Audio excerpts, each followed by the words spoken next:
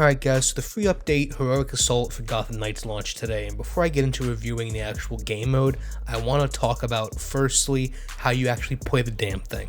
So, first off, when you first launch the game and you're in the main menu, Heroic Assault is going to be there as an option, but it's going to be locked. Same thing when you launch the game and try to access it through the menu, it's going to say you need to progress further in the story. What you need to do is launch your knight like normal, go into the open world, it doesn't matter what point you're at, and you're going to get this side quest that's in the northwest corner of the map. You just go start this, and then you can launch it from the main menu and from the game menu. It's a little bit confusing on how to actually play the game mode for the first time, so I just wanted to make that clear right off the bat. But let's go ahead and actually get into reviewing the game mode itself. So Heroic Assault is a 4-player horde mode essentially, broken down into floors instead of a continuous round-based system. There's 30 floors within the whole thing. Each floor has 3 rooms inside of it, and each room has 3 stages inside of it. And obviously they get progressively harder from stage to stage within each room, from room to room within each floor, and from floor to floor until you get to the final floor. Every 5 floors is essentially a boss floor with a mini boss with the story that they have added within this free update regarding Starro, and that's as far as I'm going to go with that. There's kind of a mini story here that I don't want to spoil or talk about too much, but every single 5 levels, so 6 levels total, you get some story and kind of a mini boss battle. Now, that's not to say there aren't bosses here within the game mode.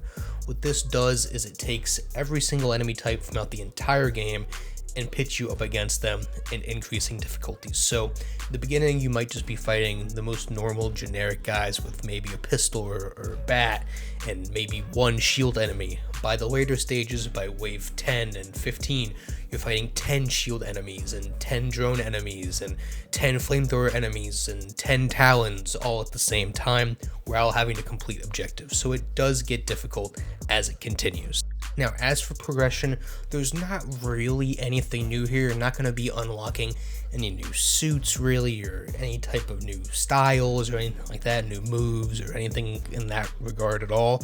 But the max level for suit mods have been increased. So before this update, the only way to really progress further once you've completed the game and done everything was to do New Game Plus, which then you would unlock the abilities on the skill tree, which you didn't get through the first time. You get higher level mods, and that's that. But if you didn't do that and you just stopped at finishing your first playthrough, that's essentially where this picks up, right? You start out at, I want to say level 30 is where around that would be, and the levels for the first couple of floors are below that. I want to say they start at like 26 and slowly scale up as you scale up, and every time you complete a mission with a higher difficulty scale than you get mods of that level. So let's say you've just beaten the game and you're level 30, right? Because you can't get higher than that without starting a New Game Plus.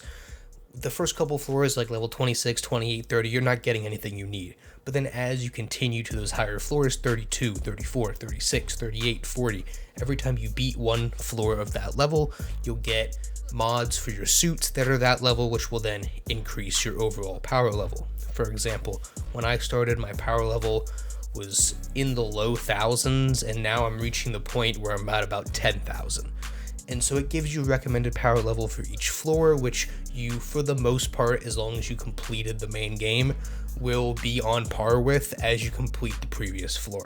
Now, how fun is this exactly? Since there's not really any new content and you're just getting a little box with a different color in it as your source of progression, how much fun are you going to have here? Well, that depends on how much you enjoy the combat. If you really like the combat in this game, you're going to enjoy this, because that's all this is literal just waves and waves of combat. If you don't care for the combat, you're going to get nothing from this at all.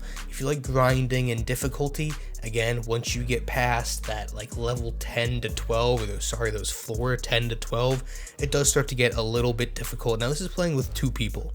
I assume it scales for the level of people you have and the number of people you have, because that would just make sense.